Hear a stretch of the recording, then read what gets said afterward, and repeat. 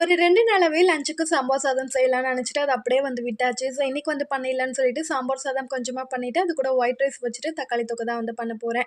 தக்காளி தொக்கு வச்சுட்டோம் அப்படின்னா, அத கொஞ்சம் ட்ரை பண்ணிட்டு, அத வந்து சாம்பார் சாதத்து கூட வச்சு சாப்பிடலாம் ரொம்பவே நல்லாயிருக்கும். அப்புறமா அப்பளம் பொரிச்சுக்கலாம்னு சொல்லிட்டு, இதுதான் இன்னைக்கு பிளான் பண்ணியிருக்கேன். சின்ன வயசுலலாம் பார்த்தீங்கன்னா, இந்த கூட்டாஞ்சோறு செய்றோம்னு சொல்லிட்டு வீட்ல வெங்காயம், தக்காளி என்னென்ன காய்கறிலாம் இருக்கோ எல்லாத்தையுமே தூக்கிட்டு வர்றது, அரிசி, பருப்பு எல்லாத்தையுமே எடுத்துட்டு வந்து வச்சு செஞ்சுட்ருப்போம். ஸோ, இப்பயுமே நான் பார்த்தீங்கன்னா, சமைச்சுட்ருக்கும்போது என் பையன் வந்து பார்த்தீங்கன்னா, சொப்பு ஜாமான்லாம் வச்சுட்டு, அம்மா வெங்காயம், தக்காளி என்னென்னலாம் கட் பண்ணி வச்சிருக்கனோ எல்லாத்தையுமே எடுத்துட்டு போய் விளையாண்டுட்டு இருப்பான். ஸோ, எனக்கு சைல்ட்ஹுட் மெமரீஸ்லாம் வந்துட்டு இப்ப ஞாபகத்துக்கு வருது. சாம்பார் சாதத்துக்கு பார்த்தீங்கன்னா, எல்லாத்தையுமே வந்துட்டு ஒண்ணாவே வந்து போட்டுட்டேன். அரிசி, பருப்பு கொஞ்ச நேரம் ஊற வச்சுட்டு போட்டுட்டு, அதுக்கப்புறம் வெஜிடபிள்ஸ், வெங்காயம், தக்காளின்னு எல்லாத்தையுமே இதிலயே சேர்த்து வச்சுட்டோம் அப்படின்னா, விசில் வச்சதுக்கப்புறமா புளி தண்ணி சேர்த்துட்டு, அதுக்கப்புறமா தாளிச்சு விட்டோம் அப்படின்னா, ஈஸியா வந்து வேலை வந்து முடிஞ்சிரும்.